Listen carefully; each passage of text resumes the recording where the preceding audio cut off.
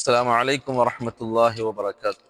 പ്രിയപ്പെട്ടവരെ, റമദാനിൽ ദുആ ചെയ്യുമ്പോൾ ആ ദുആയിൽ നാം ഉൾപ്പെടുത്തേണ്ട റസൂലുള്ളാഹി സ്വല്ലല്ലാഹു അലൈഹി വസല്ലം തങ്ങൾ പഠിപ്പിച്ച വളരെ പ്രധാനപ്പെട്ട ഒരു ദുആ. അല്ലാഹുവിൻ്റെ റസൂൽ പറഞ്ഞു, അല്ലാഹുമ്മ ഇന്നി അസ്അലുക ഫിഅലൽ ഖൈറാത്ത്. അല്ലാഹുവേ, ഞാൻ നിന്നോട് എല്ലാ ഖൈറായ പ്രവർത്തനങ്ങൾ ചെയ്യാൻ ഞാൻ നിന്നോട് ചോദിക്കുന്നു.